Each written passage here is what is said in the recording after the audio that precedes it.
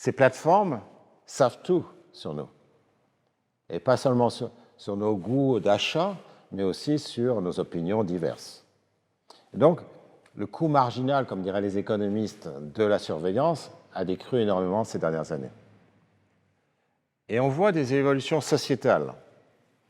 Et puis, on a cette notation sociale qui est une invention chinoise.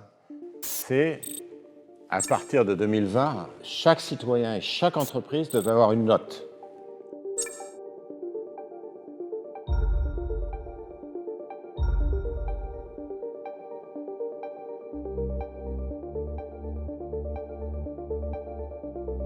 C'est-à-dire que vous pourrez avoir la note 632 ou 424, et c'est une note publique. Donc, vous êtes caractérisé par une note. Et comment est calculée cette note? Selon certains critères. Certains critères, certains sont raisonnables. Est-ce que vous payez vos impôts? Est-ce que vous polluez? Est-ce que vous contribuez au bien public? Est-ce que, je ne sais pas, est-ce que vous êtes un bon exemple? Certains sont raisonnables, mais totalement manipulables. Par exemple, si vous répandez des fake news, votre score va diminuer. Alors, a priori, c'est normal. On n'aime pas les fake news.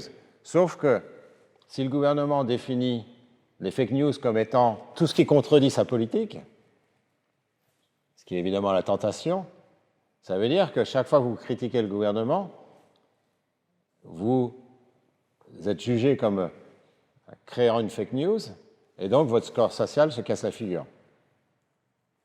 Et puis il y en a qui sont vraiment des critères qui sont vraiment très peu attractifs, comme le graphe social. Alors le graphe social, c'est simplement qui sont vos proches, vos amis, vos collègues, votre famille, votre graphe social, qui vous fréquentez, vos traits de caractère, vos opinions politiques ou religieuses. Alors, à quoi va servir ce score? Il va servir à deux choses. La première chose, c'est finalement à utiliser la société pour punir les gens. C'est-à-dire que vous êtes sur le web, par exemple, et vous demandez, est-ce que je dois commercer avec un tel? Est-ce que je dois acheter chez un tel? Et puis vous apercevez que un tel a score 400 et pas 600.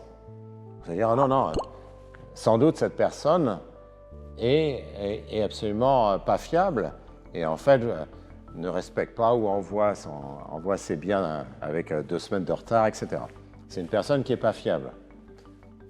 Mais il y a une autre interprétation, c'est que cette personne est parfaitement fiable, mais en fait a dit des choses sur le gouvernement que le gouvernement n'aimait pas. Et l'idée de mélanger les deux, c'est d'utiliser la société pour punir les gens. Et donc la personne se retrouve avec un score de 400, simplement parce qu'elle était dissidente. Mais évidemment, les gens peuvent se dire, mais c'est une personne qui n'est pas fiable. La deuxième des choses qui va être faite en Chine, c'est que pour certains biens et services, si vous avez un mauvais score, vous allez ne pas les avoir ou payer plus. C'est-à-dire peut-être vous n'aurez pas un visa pour aller à l'étranger, peut-être vous allez payer plus votre billet de chemin de fer ou votre billet dans l'avion. Peut-être plus grave, vos enfants pourront aller à l'école, mais pas dans les bonnes écoles. Et donc là, il y a un problème très très sérieux aussi. Il y a cette utilisation et ce score social qui, encore une fois, révèle des caractéristiques qui sont désirables, la fiabilité, l'honnêteté, etc., mais aussi révèle si vous êtes un dissident face au gouvernement, et on mélange les deux ensemble de sorte que les gens ne savent pas d'où vient ce score faible, est un instrument de contrôle social. Alors, je voudrais insister sur le fait que ce n'est pas chinois. C'est vrai que les Chinois sont les premiers à le développer, parce que d'abord, c'est un régime autocratique, donc il y a des circonstances favorables, il n'y a pas de Cour suprême qui va s'opposer à ça, mais aussi parce que ils sont très avancés technologiquement. Par exemple, dans la reconnaissance faciale, ils sont incroyablement, dans les algorithmes, dans toutes ces choses-là, ils sont vraiment très, très avancés.